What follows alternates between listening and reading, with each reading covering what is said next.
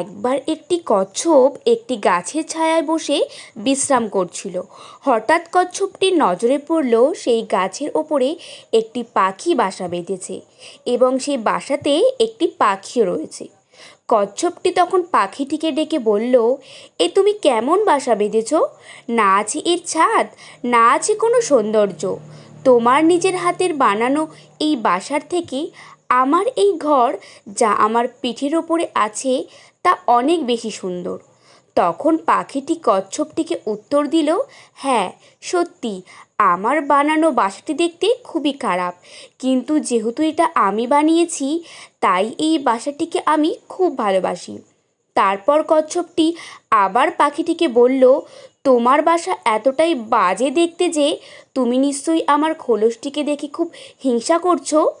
এবারে পাখিটি কচ্ছপটিকে উত্তর দিল, আমার বাসাটি দেখতে হয়তো খুবই খারাপ, কিন্তু আমার বাসায় এতটাই জায়গা আছে যে এখানে আমি ছাড়াও আমার পরিবার ও বন্ধুরাও থাকতে পারবে।